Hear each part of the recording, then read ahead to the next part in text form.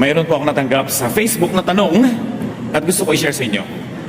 Sabi niya, pagod na po ang faith ko kasi puro trials ang buhay ko. I always pray but do not receive favorable answers. I work very hard but always fail. Sabi nila, trial and testing lang daw to. Mag-submit lang daw ako sa God's will. Talaga pong nagsasawa na ako sa trial at pagtitiyaga sa God's will. Bakit po ayaw mo kong sagutin at bigyan ng success ng Diyos? Nakakadisillusion na ang faith na to. Sabi niya. Nalungkot ako sa natanggap kong mensaheng ito at hindi ito una o huling beses ko natanggap yung ganitong tema. Marami talagang nagtatampo pa sa Diyos. Dahil sinisisi nila ang Diyos, namatay ang nanay nila, may cancer sila, nakunan siya, hindi natuloy ang kasal, etc. etc. Ang ating pag-aaral ngayon, kalooban ba talaga ng Diyos ang paghihirap mo? Talaga bang inassign ka ng Diyos na magdusa at kagustuhan ng Diyos ang nangyayari sa iyo ngayon? Ama, salamat dahil kayo'y kaliwanagan at ngayon yung liwanag na yan ang aming hinahanap. Paliwanagin yung aming isip nang maunawaan namin ang hiwaga ng mga nagaganap sa aming buhay at mailagay namin sa lugar ang aming mga expectation, maging ang aming mga reaction sa nagaganap sa paligid. Teach us. Forgive us our sins. Give us a clean slate on which you will write your truth. Forgive us our shortcomings. Punuan niyo po ang aming mga kakulangan at ngayon, bigyan niyo kami ng liwanag. Kayo ang siyang mangusap, hinig niyo lamang ang siyang manaig. At nawa, Panginoon, pagalingin niyo ang mga damdamin, ang mga karamdaman ng aming puso at palakasin ang aming pananalig. Inaalay namin sa iyong oras na ito ang aming atensyon. Teach us. Akayin niyo po kami. Sa ngalan ng iyong anak na si Jesus, nananalangin kaming umaasa na tatanggapin ang aming hinihiling. Ano po ba ang pinagmumulan ng dismaya sa God's will? Bakit maraming nawawala ng gana, nadidisillusion? Una, maling katuruan. Maling paniniwala na personal na sinasadya ng Diyos ang kaliit-liitang nangyayari sa buhay ng tao. Yung bang sabing, sinadyang gawin sa iyo ng Diyos yan. Ini-assign ka na lagi nalang mabigo sa pag-ibig. Pinag-iinitan ka ng Diyos, dinadabukan ka ng langit, dinadaganan ka ng mga anghel. Ito isang pag-aakalang bawat nagaganap sa buhay ay ikinakda ng Diyos. Naka-assign po ba ako maging old maid? Talaga bang nakatalaga akong lagi nalang malugi, mabigo? Yung bang pag-aakalang bawat hindi nagaganap sa buhay mo ay ipinagkakait ng Diyos? Bakit ayaw ako ng Diyos magtagumpay? Ba't ayaw niya akong pumasa sa board? Pag inakala natin na lahat ng nangyayari ay ginagawa ng Diyos at hindi nangyayari ipinagkakait niya, nagiging tuloy God ang dapat sisihin. Yan ang attitude ng maraming tao. Walang katwiran ang paniniwalang ito. Labag ito sa matuwid na karunungan. Dahil hindi bawat sandali ay nagpapasya ang Diyos kung ano ang mangyayari at hindi mangyayari sa mundo. Pagka nadulas ka sa gilid ng isang mataas na building at nandun ka sa labas, hindi na kailangan magpasya ang Diyos na ihulog ka. Mahuhulog ka.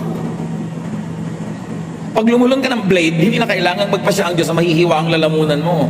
Mahihiwa yon. Pag naglakad ka sa isang napakadilim na kalye, this oras ng gabi kababae mong tao, hindi kailangan magpasya ang Diyos na mapariwara ka. Pwedeng mangyari yun. Kusa at mag-isang umiinog ang mundo. Hindi na kailangan magpasya ang Diyos every minute kung uulan o araw. May batas na ang kalikasan. Hindi na kailangan magpasya ang Diyos sa pagka nakakain ka ng marumi, masisira ang tiyan mo. So lahat ng nasisira ang tiyan ngayon, let's say, 10 million people around the world, isa-isang pinagpasyahan ng Diyos na masisira ang tiyan ng 10 milyong tao na yon. Pinamamahalaan ng sangnilikha ang sarili niyang buhay. Umaandar ang mundo, ang mga planeta, sa mga nakatakda ng mga batas. Hindi na kailangang utusan ng Diyos na sumikat ang araw at lumubog tuwing gabi o umikot ang mundo o lumabas ang buwan. Minsan lang niyang inutos yun, umaandar na yun ng automatic. Ayaw mong ma-sunburn, maglakad ka sa gabi, huwag sa araw.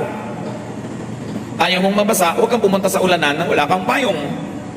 Ayaw mong umulan sa kasalan mo, huwag kang magplano ng tagulan. Tapos dasal ka ng dasal sa Diyos na huwag umulan. Matagal na niyang inutos sa paghunyo, maraming ulan. Huwag ka dun magtapat ng kasal. O ang gawin mong trahe de boda, kapote. Nagsasariling umiiral ang mga batas kalikasan at batas espiritual. Ang kailangan, malaman mo kung paano yun umiiral. Ang tinikling, ang singkil, para hindi ka maipit ng kawayan, alam mo ang bilang. Sa tinikling, open, open, close. Open, open, close. Pag mali ang hakbang mo, maiipit ka. Kaya sinasayaw natin yan bilang redemptive dance. Ang itinuturo, sumunod ka sa nakatakdang batas na hindi ka maipit. Ganon din ang buhay.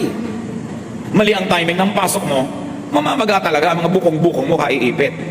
Pero yung tama ang pasok, hindi siya maiipit. Minsan lang sa panahon ng paglikha ng ipinwesto at pairalin panghabang panahon ang mga batas na ito ng buhay. Hindi na yan iniiba-iba pa. Kasama dyan ang paraan kung paano ang sangsinuko ba iinog, mapapanatili, magtutuwid, magkukumpuni at magpapagaling sa sarili. So matagal ang inutos na pagka inubos mo ang mga ahas, dadami ang palaka. So may balance dapat ang nature. Iniutos na sa kalikasan na pag inubos ang puno, walang ugat na hahawak sa mga lupa, guguho ito pag umulan. So, nakatira ka sa gilid ng bundok na kalbo, huwag kang magdasal na huwag kang matabunan ng landslide. Either mag-reforest ka o huwag ka dun tumira. Dasal ka ng dasal, pastor ka pa naman, tapos natabunan ka, tapos mo, Diyos ko, bakit po yung pastor natabunan? Nakatakda na, naguguho yung lupa pag nalusaw sa ulan. Bilang isang pastor o kristyano, ang number 1 mong duty, sundin ang batas ng kalikasan at huwag kang humingi ng exemption. Kaya iba nadi-dissolution. Bakit po yung tiyo kong pastor magbimisyon, lumubog sa dagat? Tag-ulan, malakas ang alon, nung tumawid siya, malakas talaga ang chances na lumubog siya kahit pa siya ang pinakabanal na tao sa balat ng lupa. There are laws of physics, mathematics, chemistry, laws of energy, gravity, ecology, biology, astronomy, etc., etc. Nakapwesto ang mga pamamaraan. Jeremias 33:25. Ngunit sinabi ko naman, itinakda ko ang araw at gabi at tiyak na kaayusan sa langit at lupa. Nakatakda. Nakita nyo yung Apollo 11 nakapag-landing sa buwan? Ang Earth umiikot, ang buwan umiikot, parehong gumagalaw sila. Umalis sa Earth yung sasakyan, naglanding sa buwan, tamang-tama, kasi may batas na kung anong speed ng lakad ng Earth, ang lakad ng Moon, at meron ding batas yung speed ng sasakyan nila, kailangan tama ang count para ka makaswak at makarating.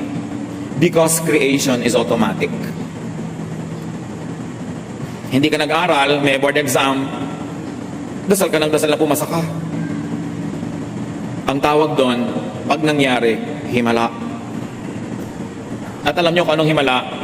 When you think you're so special that you ask God to break His rules and to break natural law to exempt you from the natural consequence of your deeds. Hindi ka matutulong magdamag, tapasok ka sa trabaho, Diyos ko, palakasin mo po ang aking isip, huwag po akong antukin, humihingi ka ng himala. Ang himala, pamisa-misa lang hinihingi dapat. Because you ask God to suspend the laws of nature just for you. Genesis 1:11. Pagkatapos sinabi ng Diyos, magkakaroon sa lupa ng lahat ng uri ng tumutubong halamang nagkakabinhi at mga punong namumunga. At nangyari ito. Minsan lang nilikha ng Diyos ang puno ng atis. Pero inutusan niya ang atis na mamunga na maraming buto, at yung buto malalaglag sa lupa, na sa dami naman ng buto na yon, meron dapat mabuhay dahil merong hindi. At hindi na nilikha ang atis uli kahit kailan. Problema na ng atis na panatilihing buhay ang lahi niya. Ganon din sa lahat ng halaman, ganon din sa lahat ng hayop. Kaya nga iniiwasan nating merong ma-extinct, na sobrang nating inabuso yung hayop na yun, naubos na sila, and then you will ask God to create again. Ang lahat ng nilikha ng Diyos, merong self-reproduction, self-perpetuation. That's why you have pollens, birds and bees, sexual and asexual reproduction. At kaya din ang tao, sobrang sidhi ng sexual desire. At hindi yun masama, basta nasa tamang ekspresyon. Kasi ayaw din naman ng Diyos na mag-ubos ang tao. Ang hirap yatang mag-sex, kaya kailangan masarap. Kasi kung wala yung pleasure, edi sino magpapagod? Edi nag-ubos ang tao. Kaya batang-bata pa lang, grabe na, nabubuhay na yung mga sexual desire, tapos i-demonize mo. Utos yun ng Diyos. Nakatakda. Kasi every species will have to reproduce itself. Nakikita yung mga dahon ng nara, may pakpak para lumipad, para malayo ang marating, kumalat ang lahi nila dahil hindi naman naglalakad ang puno para lumipat. Yung mga hindi matataas ang sanga para liparin ang hangin ng mga buto nila at makarating ng malayo, nasa lupa lang, mga amorseko, kumakapit sa mga paa natin, sa paa ng pusa, paa ng aso para mailaglag sila sa isang malayong lugar. Lahat gumagawa ng paraan. Ang buko ang taas-taas, edi pag nalaglag, mababasag, kaya ang kapal ng bunot. At dahil ang mga buko ay katabi ng dagat, kaya yung bunot, maraming air spaces para lumutang sa tubig. Maglalakbay ngayon, dala-dala ng alon, edi mauuhaw yung buko. Kaya may baon tubig. Tapos ikaw naman, binubuksan mo, iniinom mo yung tubig niya. Kaya ang mga puno, ang mga mansanas, may makakapal na mga laman, para paglaglag ng buto, kung wala mang makapit ang lupa agad, yung laman na yun mabubulok agad, yun ang lupa niya, yun ang kakainin niya. Kanya-kanyang paraan. Yung mga buto na hindi makarating sa malayo, tinutukan ng ibon, kakainin ng ibon yung laman, hindi naman niya kayang tunawin yung buong shell ng balat na yon. Pag ipot niya, malalaglag na yung buto sa malayo at may kasama pang fertilizer agad. Para-paraan yan. Ngayon, kung hindi ka gagawa ng paraan, ang hinahina ng loob mo, lalampa-lampa ka, malilipol ka, sorry. Huwag kang magdasal na buhayin ka ng Diyos. Dapat buhayin mo sarili mo. Inilagay na ng Diyos yung kakayahan para ka mabuhay. Tingnan nyo yung mga hanap buhay, walang hanap buhay, paano nabubuhay, nagiging linta. Sinisip-sip ang dugo ng ate, dugo ng kuya, dugo ng asawang may trabaho. Pero hindi naman yata magandang maging linta kung tao ka. Kanya-kanya. Mangangaral, isap ito. Lahat ng tubig ay umuwi sa dagat, ngunit hindi ito napupuno. Ang tubig ay bumabalik sa batis na pinagmulan upang muling umagos patungong karagatan. Since creation, since Adam and Eve, not one drop of water has entered the planet, or not one drop is left. It just keeps recycling. Ang ininom niyong tubig kaninang umaga, maaaring ihi ni Cleopatra, pero na-recycle. Ang ipinampaligo niyo, maaaring sabaw ng buko nung araw. Paikot-ikot lang naman ng tubig. Ang kamangha-mangha kay Solomon, alam niya ang water cycle. Alam niyang yung tubig na pupunta sa dagat, nag-evaporate, umuulan, bumabalik doon sa mga bundok, nagiging batis ulit, babalik na naman sa dagat, pabalik-balik lang. There is natural balance. Kailangan ang mga nilalang ay makibagay. Makiayon, hindi lumaban sa kalikasan. May water cycle, so ang buhay mo may cycles din. May panahon na mahina ka, matulog ka, lalakas ka, pagising mo, malakas ka na naman, magtatrabaho ka, hihina ka na naman, cycles lang. Pero pag lagi kang gising, hindi ka natutulog, mamamatay ka. Kailangan may cycle. Nalolobat ka, recharge. Na-charge ka na, trabaho ka ulit. Life cycles are on automatic. Ipinapahinga ang katawan, kumakain ka para may gastusin kang energy. Nananatili ang buhay ng sangnilikha sa pamamagitan ng walang patid na paikot-ikot na pagbabagong buhay ng lahat. Pagsilang, pagpaparami, panganganak, at pagkamatay. Huwag sumama ang loob mo pag may namatay kang mahal sa buhay. Ano, gusto mo mabuhay siyang 3,000 years? E di lahat ng kinain niya hindi na babalik sa lupa. Walang recycling. Kaya nga ang kinain mo magiging lupa ka uli dapat. Unfair nga yung sobrang embalsamado. Hindi ka na babalik sa lupa. Ilalagay ka pa sa ataol na metal, yung mga kinain mong element ng lupa hindi na babalik, hindi na papakinabangan ng iba. The planet sustains itself through non-stop recycling. Carbon, oxygen becomes carbon dioxide. Hihinga ako palabas, naging carbon dioxide yon. Hihingahin naman ang halaman yun papasok. Dahil kailangan niya ng carbon dioxide. I-exhale niya, magiging oxygen. Kailangan ko yung oxygen, i-inhale ko, i-exhale ko ulit, carbon dioxide na naman. So ikaw lang at isang pasong halaman, kaya nyo nang mabuhay together. Basta palitan kayo ng hininga. Kaya pag inuubos mo ang halaman, nawawalan tayo ng oxygen. Ang hirap gumaling sa mga ubo-ubo, sakit-sakit pag nasa city na walang halaman. Kasi wala ka nang mahingang oxygen, puro carbon, hindi nga dioxide, carbon monoxide. Yun ang lumalabas sa mga tambucho ng mga sasakyan, nalalason ka pa. Kaya kayo nandito sa bulwagan ng Panginoon, sa Go-Karts, bago kayo umalis, pumunta kayo sa mga ilalim ng puno, huminga kayo ng huminga, dahil maraming oxygen. Kailangan mo ng oxygen therapy. So may water cycle, may composition and decomposition. Death is a necessary part of the design. huwag isama ng loob. Kung hindi naman mamamatay at mga agnas ang nilalang, walang mangyayaring recycling. Alam niyo ba kung lahat ng ninuno nating naunahin na hindi namatay? Ang sikip-sikip na ng planeta at wala nang laman ng lupa, wala nang nutrient, nasa loob na ng katawan nila lahat, wala na tayong makakain. Juan 12:24. Pakatandaan ninyo, hanggat hindi nahuhulog sa lupa ang butil ng trigo at mamamatay, mananatili itong nag-iisa. Ngunit kung ito'y mamatay, mamumunga ito ng sagana. Kahit si Jesus namatay para dumami tayo mga Kristiyano, siya nga hindi nagpa-accept doon. Ganun talaga. Sabi lang nga nila, una-una lang. Kung nagmamadali kayo, mauna na kayo, ayoko pa.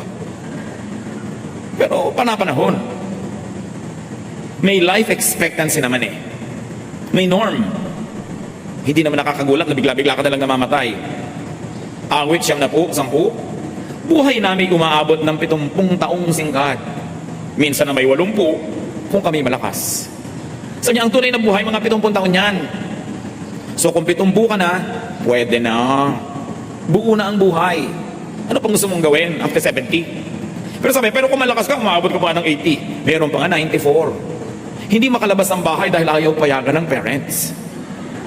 Dahil talagang mahahaba ang buhay nila. Pero meron naman 10 pa lang, meron 2. Kasi hindi malakas. Siguro nagkasakit, na-infect. O nung nagbubuntis yung ina, hindi nakakain ng mga tama, na-stress, nalaglag ang bata. Pero dapat ang normally, ang kalooban ng Panginoon, 70 taon. May bonus na 10 kung malakas ka. Pero again, all the laws of nature, all the laws of cycling and recycling will apply in your life. Kaya sometimes 15 pa lang namamatay. Paano? Humina pala ng humina yung genetic pool nila dahil sa health and dietary habits ng mga ninuno. Paano? Napaka-dangerous pala ng trabaho niya, kaya 21 pa lang namatay dahil nasagasaan ng tren. So iba-iba. Pero meron kang dapat asahan at may kaayusan na kung makikisali ka doon, pati ang mga mahal mo sa buhay at mga sangkot sa buhay mo ay makikisali doon, hahaba ang buhay mo. Ito naman ay kung susunod ka sa alituntunin ng buhay. Para ka mabuhay normally, sundin ang batas. Gabi na, kaya mo naman, wala kang trabaho o tungkulin, matulog. Sinabi ng kahanang sigarilyo, cigarette smoking is dangerous to your health. Don't smoke. Yun ang nagtitinda ang nagsabing delikado yung tinda niya. Tigas-tigas pa rin ulo mo. Sinabi na huwag kumain ng mga pagkain na may food color, additives, carcinogens, sige ka pa rin. Diabetic ka na nga, hindi mo pumapigil ang kakakain mo na matamis. Mamaalam ka na sa buhay. Kasi actually, yun ang ginagawa mo. So alamin ang patakaran ng buhay. Rules of physics, of gravity, of chemistry. Physical laws pa lang yan. Meron pang spiritual laws. At hindi natin topic ngayon yung spiritual laws. Pero ang mahalaga lang mga kapatid, don't get in the way of nature. Nature says, pag hindi ka nag-aral, wala kang isasagot sa exam. Huwag ka magtampo sa Diyos kung bumagsak ka. Nature says, na kahit nag-aral ka, hindi naman lahat ng itinanong mo, yun ang isasagot. Hindi lahat ng inaral mo, yun ang itatanong. So, tsambahan. Huwag ka rin magtampo.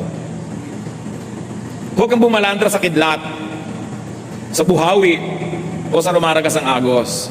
Talo ka. Matuto kang kumanlong pag malakas ang kalaban. Huwag kang magpakalat-kalat sa deadly bacterial or viral infection. Huwag kang makipaglaro sa mga intestinal worms and diseases. Kain ka ng kain ng street food na hindi ka tiyak kung ligtas. Kaka-hepatitis ka. Kain ka ng kain ng isaw. Nakakain may mga hilaw na mga itlog na mga bulate. So pag nagkabulate ka, huwag kang magdamdam. Huwag kang bumalanda sa gutom na buhaya o leon o pating. Ano mangyayari sa'yo pag hindi mo ginalag yung mga yan? Magiging host ka sa kanilang life cycle. Hihititin nilang yung lakas. You would be reduced to being a snack of some crocodile. Kasi gusto at kailangan din nilang mabuhay. Walang personalan. Gutom ang buhaya, pakalat-kalat ka, naging merienda ka. Walang personalan. Walang magagalit sa Creator. Nakatakda lahat yon. Ang sawa, alam nyo ba na ang ngipin ng sawa, ang direksyon ng ngipin ng sawa, papasok. Papasok sa lalamunan niya, hindi palabas. Kasi habang nilululun ka niya, at pumilit mong lumabas, doon ka lang matutusok. So para huwag kang masaktan lumabas, susuot ka na lang susuot sa loob, hanggang madigest ka na niya. Pati ang ngipin niya, nakapwesto para siya manalo. So huwag kang kumalat doon. Nag-aalaga ka ng sawa sa bahay, katulad napapanood mo kung minsan sa TV. So magtataka ka kami sa inyong anak mo na wala. Tapos pagdating mo yung sawa nagtututpik. Tapos magagalit ka sa Diyos, wala ka sa lugar. Ano mang nagaganap ayon sa batas ng kalikasan ay maituturing din kalooban ng Diyos. Kahit hindi nakabuti sa iyo. Kasi nakabuti naman sila yon. Nagka-dengue ka, nakabuti sa lamok. Dahil yun ang gusto niya, ilagay sa iyo yung dengue niya. Alam niyo ba na yung mga bulutong, kung kailan gumagaling yan at saka yan nakakahawa, para malinlang tayo na lumapit sa may bulutong, tapos lilipat sa iyo. Kasi gumagaling na siya, buhay pa yung mga bulutong na yan, saan siya lilipat? Tapos na yung cycle niya doon sa tao na yon, hahanap siya na ibang lilipatan. Ikaw, pakalat-kalat ka kasi. So God's will po ba? Nung nakain ng buhaya, yung godly missionary? I can say yes. Law of nature. He got in the way of the crocodile. He was on a river, talo siya doon. Siguro kung sa basketball court, may laban siya. Pero nasa tubig. And then there was nobody who was stronger than the crocodile to rescue him at that moment. Time and chance, nakain siya. God's will po ba na nakain ng buhaya kahit godly siya? Specifically, intentionally, personally, na sinabi ng Diyos, itong godly missionary na ito, itatakda kong maging almusal siya ng buhaya dun sa Palawan, sa ganong araw. Papupuntahin ko siya dun. I don't think so. But time and chance happens to all. Pinlano ba ng Diyos na ilagay ka dun para makain ka? No. Pero nagkalakip-lakip ang lahat ng law of nature, will mo, events around you, nalagay ka sa lugar na yon, nag-cruise ang landas yun ng buhayang ito, natalo ka. So, masasabing God's will because it is permitted by all the laws created by God long ago, even before you were born. When someone drowns, God's will po ba? Katulad doon, may isang batang-bata nalunod sa swimming pool during PE class. Can you imagine that? PE class, may teacher, may mga classmates. Sa swimming pool ng school, nalunod pa si bata. So ang tanong ng magulang, God's will po ba yun? Well, ang tubig nakakalunod. So nalunod yung bata, in that way, it's God's will kasi nakakalunod ang tubig. Pero kung yung bata ay nasa gitna ng lifeguard, hindi siya malulunod. Kaya lang yung lifeguard hindi nakatingin. Ang mga classmates hindi siya napansin. Naglakip-lakip, plus in-enroll mo siya dyan sa school na may swimming pool. Di ba? Kung in-enroll mo siya sa school na walang swimming pool, hindi siguro siya malulunod doon. Kung ang PE lang Chinese cake o sungka, hindi siya malulunod. So lahat yan nagdugtong-dugtong. So kung masisihin ng Diyos, ang daming nagsang-ayunan na laws of nature, human will, circumstance, para yan maganap. But it is not God's active will. If active will means, pinlano ng Diyos na lunurin ang anak mo sa swimming pool. Hindi niya gagawin yun. Kaya lang, hindi naghimala ang Diyos. Kasi may law of nature. Mabigat yung bata. Yung buoyancy niya, hindi na kaya ng tubig. Lumubog siya, walang naging himala. Nature took its course. And 99.99% of the time, nature takes its course. Walang himala. At hindi kasalanan ng Diyos na hindi siya maghimala. Katakataka nga pag naghihimala siya. Why God will break His own laws? It is simply God's passive and permissive will. The laws of His creation allows it to happen. Will po ba ng Diyos ang mapangasawa ko, drug addict? Nanliligaw pa lang sa'yo, addict-addict na. Hinihulog-hulog mo yung loob mo. Nakipag-date ka, napangasawa mo, tapos itatanong mo kung will of God. Will mo yon, kaya lang pinayagan ng natural law. So it happened. Indirectly, it is the will of God. But directly, no. God did not decide na ang mapapangasawa mo yung addict na yun. Ang laki-laki ng factor mo. Ang nagaganap ay bunga ng masalimuot na talastasan ng mga batas kalikasan, sariling gawa ng tao, mga likas na kaganapan, at pag-iral ng mga batas espiritual. Nagsasama-sama yon para ang isang bagay ay maganap. Mga ngaral walo-walo, kung paanong di ba pipigil ng tao ang hangin, gayon din hindi niya mapipigil ang pagdating ng kamatayan. May mga hindi napipigil, pero merong napipigil at may nade-delay. Pero kamatayan, usually nade-delay mo yan. Kung naaalagaan mo yung sarili, nakakabili ka ng gamot, naiiwas ka sa mga further complications, may laban ka ng konti. Pero kahit nga mga pharaoh sa Egypt, mga emperor sa Roma, mga presidente ng mga bansa, namamatay. Hindi talaga siya naiiwasan, so tanggapin. Huwag magtampo. Bakit po kaya lagi nalang kong bigo sa pag-ibig? Bakit ako ginaganito ng Diyos? Pero pag sinuri niya ang kanyang sarili, lagi naman pala siyang na-attract sa butangero. Lagi palang na-attract siya sa may mga bigote, na mga ganito at ganon. Bakit po kaya ako laging nalulugi sa negosyo? Yung pala pautang siya ng pautang. na hindi naman niya binibigyan ng credit investigation o background yung papautangin niya. Bakit po kaya ako inaapin ng mga kamag-anak ko, lagi na lang ako hinihingan? Papalapigay ka kasi, hindi ka tumatanggi. Meron ka dyang role. God's will allows drowning to happen, but God will not cause you to drown. Factoring free will, cause and effect, gravity and other laws of physics, it is possible for you to drown, but it is also possible for you not to drown. God's will also allows drowning to be prevented. Like, nahulog ka sa tubig, marunong ka naman palang lumangoy, o di na-prevent. Humans make decisions, but the law of ignorance and mistakes, also part of creation, could take effect and lead to disaster. In fact, your disaster could be the bacteria's opportunity. Your death could be the lion's meal. Depende lang kung sinong tumitingin. Mangangaral, 6-12. Sino ang nakaalam kung ano ang mabuti sa taong nabubuhay sa maikling panahon at pagkatapos ay mawawalang tulad ng anino? Oo nga naman. Maraming unknown. Kaya ang tao dapat hanggat maaari, damihan niya yung alam para maiwasan niya ang mas maraming pagkakamali. Tapos meron pang law of chance. Magtsamba-tsamba. Mga Kristiyano, takot na takot sa word. Tsamba, swerte, luck, ayaw ka ng potluck, gusto, pot, bless. Mangangaral, 11 hanggang 12. Ito pa ang isang bagay na napansin ko sa mundong ito. Ang mabilis ay di siyang laging nananalo sa takbuhan. Ni ang malakas ay laging nagwawagi sa digmaan.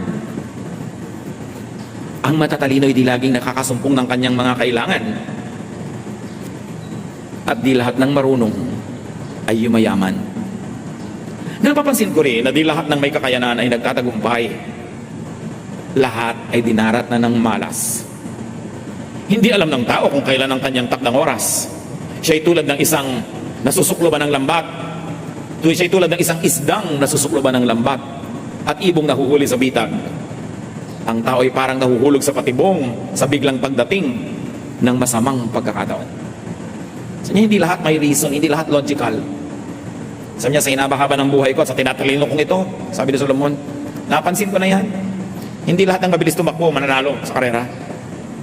Hindi lahat ng marunong magkakapera. Hindi lahat ng first honor ng buong elementary niya magtatagumpay sa karir. So, alam nyo, tsamba-tsamba na yun eh.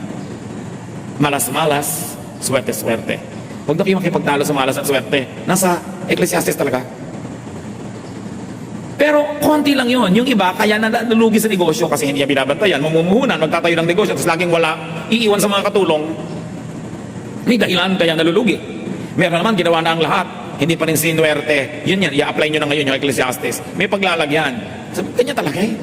Kakachamba-chamba, nagkakatyap-tyap. Pero wala namang taong buong buhay niya, malas siya. Meron lang siya mga project na inaalap kasi hindi maganda yung mga elemento. Solomon, the wisest man that lived, observed that time and chance happens to all. Each of us, sabi niya, gets his share of some bad luck. Pag-aralang matanggap ito, huwag na magreklamo. Nakatakda ang batas ng buhay. Kahit makipagtunggali ka sa kidlat, di ka mananalo. Lalo naman kung nakikipagtalo ka pa sa Diyos, makisakay ka na lang, makiayon, at makinabang. Kung alam mong laruin ang mga batas ng buhay, alam mong magbilang, magtinikling ka, di ka maiipit. Mangangaral 8:14. Narito pa ang isang bagay sa ibabaw ng lupa na walang kabuluhan o parang walang logic. Ang kaparusahan para sana sa masama ay sa mabuti nangyayari. At ang dapat namang mangyari sa mabuti ay sa masama nangyayari. Sa palagay ko, ito man ay walang kabuluhan. Sabi niya, walang sense, walang logic. But it is only a humble observation of a human being who lives only 70 or 80 years, who doesn't have the wisdom of the ages that God has. So sa hindi mo maunawa, hindi mo mabigyan ng katwiran o logic, magtiwala ka na lang sa Diyos na kahit di mo nauunawa, kahit di ka sangayon, tama siya. Pwede kang hindi sumangayon, pwede makipagtalo, kaya lang mananalo ka ba? So wag na lang. Madalas, kuminsan sa tingin natin, parang mali ang mga nagaganap. Pero anong mapapala mo magreklamo? Magiging bitter ka lang. Makakainisan ka lang ng mga tao na sawang-sawa na sa kareklamo mo. Lalayuan ka lang lalo ng tinatawag na swerte. Yung kaya mong baguhin, baguhin mo. Yung hindi mo kayang baguhin, pakibagayan mo. Ganun lang yun. Hindi lahat ng nangyayari ay dahil lang gusto yun ng Diyos para sa atin. Meron din tayong pansariling kalooban at pasya na madalas labag sa gusto ng Diyos. Kawikaan 16:1. Ang mga balak ng isipan ay sa tao nagmumula. Ngunit mula kay Yahweh ang sagot ng dila. Kawikaan 16:9. Ang tao ang nagbabalak, ngunit si Yahweh ang nagpapatupad. Pero tatandaan nyo, dahil binigyan tayo ng Diyos ng free will, pansariling kalooban, meron ding effect sa nangyayari sa atin yung desisyon natin kahit at the end of the day, desisyon ng Diyos ang mananaig. Kung gusto ng Diyos na makarating ka halimbawa sa Laguna after 1 hour of travel, pero doon ka nagpunta sa Tarlac, dahil ang kalooban ng Diyos ay sa Laguna ka pupunta, malilipat at malilipat ka ng landas, magiging patungo kang Laguna. Pero kaya lang, baka 5 oras ang abutin, dahil babalik ka pa, mag-u-turn, natagalan. May effect din sa iyo yun. Kaya ang mahalaga, sa simula pa lang sumusunod ka sa kalooban ng Diyos para walang sayang na pagbalik doon sa tama dahil pupunta ka muna sa mali. Sayang oras. Parang lumiko ka sa isang maling kalsada, ang tagal-tagal na, saka mo na-realize mali ka, babalik ka, makakarating ka rin naman sa pupuntahan mo, kaya lang na-delay ka na. O naubusan ka na ng gasolina, hanggang doon ka na lang. Hindi ito ibig sabihin personal ang pagpapasya ng Diyos sa bawat nangyayari sa buhay natin. Ang tinatawag nating pagpayag ay ayon sa nakatakdang batas na kanina pa natin pinag-uusapan.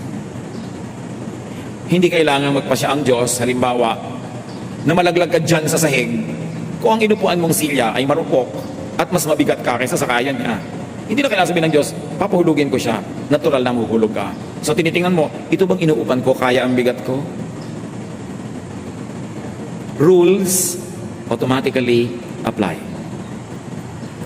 When set rules are broken or suspended by God to effect an exemption, to accommodate a selfish prayer, to yield to someone's vanity, you have a miracle.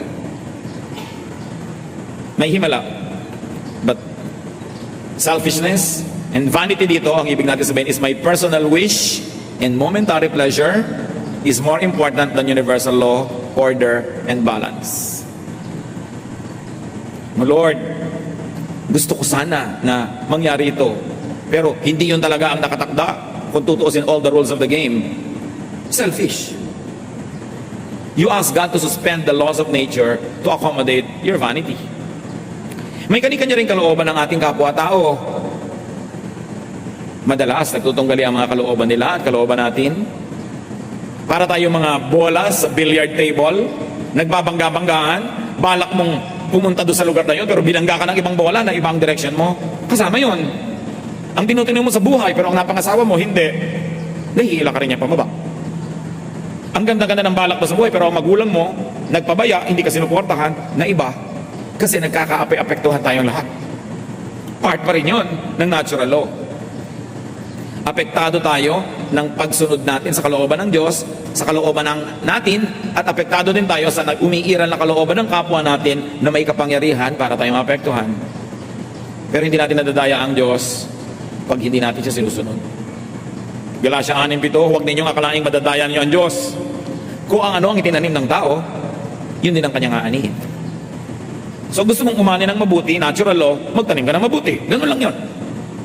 Sumali ka sa chismisan, huwag kang magtaka mamaya kung bigla kang nadamay sa gulo. Sumali ka. So, bumalik tayo sa tanong kanina. God's will ba na ikaw ay mabigo? Masaktan? Mahirapan? No. Jeremiah 29:11, for I know the plans I have for you, declares the Lord. Plans to prosper you and not to harm you. Plans to give you hope and a future. Yun ang God's perfect will.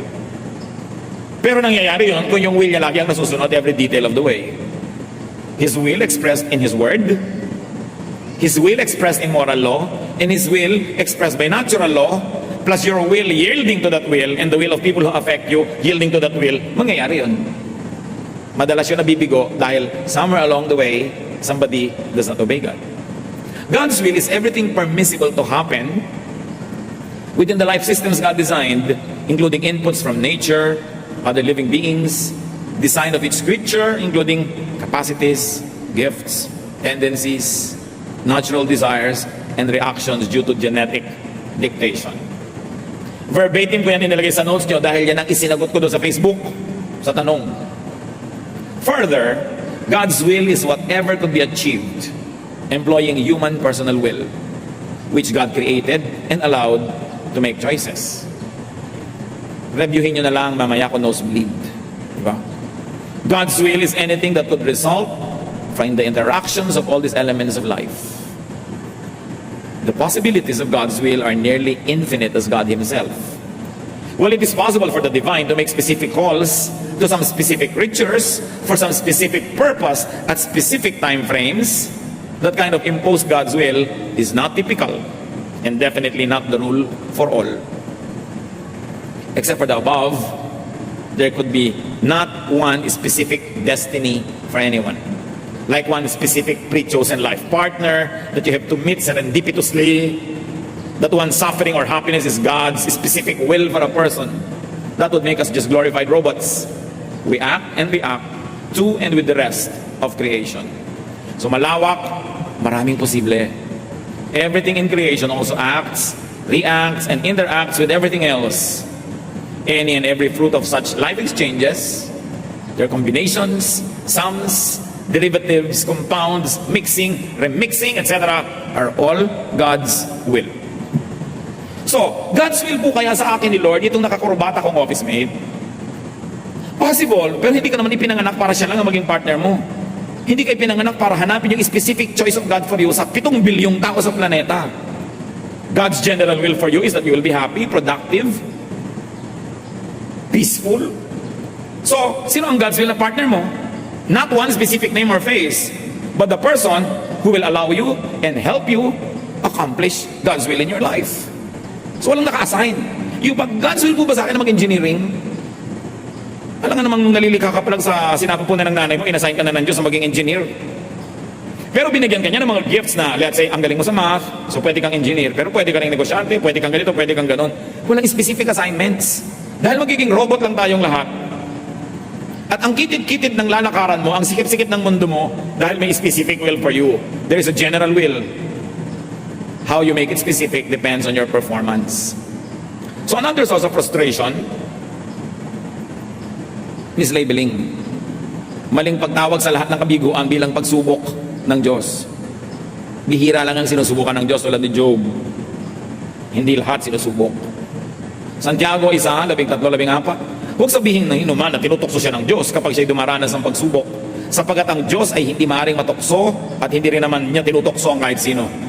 Natutokso ang tao kapag siya'y naaakit at nagpapatangay sa kanyang sariling nasa. So, merong self-will. Kadalasan ang kabiguan, hirap, sakit ay bunga lang ng paglalakip-lakip ng mga batas ng kalikasan, kalooban, palad, tsamba, tiyan, sabi ni Solomon, lahat yon nasa palayok. Hindi mo alam pagsandok mo kung alin ang sasama. So how to cope with life? How to harmonize and get the most out of God's will? Do your best.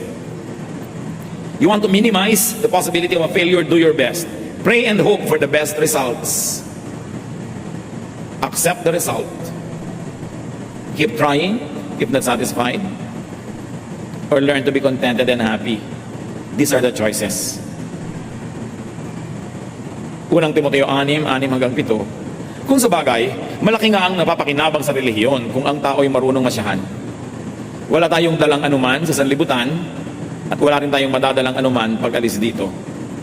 So sino man ay walang karapatang sumama ang loob sa Diyos dahil wala ka namang dala. Lahat ng ating dinatangkilik bigay lang. Kung yung specific gusto mo hindi nabigay, hindi sinadya ng Diyos na hindi ibigay. Reviewin yung buong mensahe. Nandun ang isa sa mga dahilan kung ba't hindi nangyari ang gusto mo. Do not charge against God or religion the frustrations of daily life. Kaya naman kuminsan sa Diyos nagtatampo o sa church nagtatampo ang mga nabibigo kasi mali din ang pangako ng iba. Sasabihin ng iba, ano pag lumapit ka sa Diyos, lahat ng gusto mo matutupad, tatahimik ang buhay mo, etc. Sasagana ka. Maling pangako yun. Marami tuloy na naiinis at nagtatampo. The inevitable result would only be frustration with God and disillusion with faith. That's unfair to God, to truth, and to ourselves. Magtatampo ka sa Diyos, it's unfair to you kasi ikaw ang loser. Religion is not a dispenser of cookies and candies. She is a teacher of obedience to divine laws. Nag-church ka, lumalapit ka sa Diyos, nagba-Bible study ka, hindi para sa mga gantimpala na inaasahan mo at magtatampo ka pag hindi mo nakamit. Lumalapit ka sa Diyos para maturuan ka kung paano magiging masunurin, hindi para humingi ng humingi. Religion is not a dispenser of favors. True religion is a stern teacher of obedience to divine laws. Yun ang dapat hinahanap mo sa tunay na pananalig at pananampalataya. Paano ka magiging makadiyos? Hindi paano ka tatanggap nito at noon at magtatampo kang parang bata pag di mo natanggap. Do not, as some spoiled or selfish brat, or as a deserving recipient, approach the divine, but approach God as humble, obedient, supplicant, and penitent. Feeling bad about God or getting angry at God would only worsen your situation. God's will for you is this. Jeremias 29:11. Sapagkat batid kong lubos ang mga plano ko para sa inyo. Mga planong hindi ninyo ikasasama, kundi para sa inyong ikabubuti. Ito yung mga planong magdudulot sa inyo ng kinabukasan punong-puno ng pag-asa. Kung maganap na ito, kayo'y tatawag, lalapit at dadalangin sa akin at diringgin ko naman kayo. Yun ang God's will for you. God's perfect will. But God's permissive will allow you to fail if you don't play it by the rules. May pag-asa. Kahit sa ngayon ay parang pinagkakaisahan ka ng langit. Hindi yun totoo. Feeling mo lang yun. Awit, 121, isa hanggang 2. Doon sa mga burol, ako'y napatingin. Sasaklolo sa akin, saan manggagaling? Ang hangad ko'y tulong kay Yahweh magmumula sa Diyos na lumikha ng langit at lupa. Now, that is one great divine law that God helps us. Kalooban ba ng Diyos ang paghihirap mo? Yes and no. Depende kung paano mo titingnan. Pero meron kang kapangyarihan na baguhin yan dahil ang tunay na gusto ng Diyos para sa iyo ay yung mabuti. Ama sa langit, salamat sapagkat maganda ang layo ninyo para sa amin. Tulad ng mga magulang na maganda ang plano para sa mga anak, pero ang mga anak ay dapat mag-cooperate. Dapat sumunod. Dapat tulungan ang mga sarili nila. Ituro mo sa amin ito, Panginoon, at kung meron sa amin mga nagtatampo, nagagalit sa inyo, patawarin niyo po kami. Papagliwanagin ang kadimla ng aming isip. Palayain kami sa kasinungalingan na meron kaming dapat ipagtampo. Teach us, Lord, to observe all the laws that you have set before even we were born, so we can get the most out of life and we can give you pleasure. Pagbulay-bulayan sumandali ng katahimikan ang kahulugan ng lahat ng ito sa ating personal na buhay.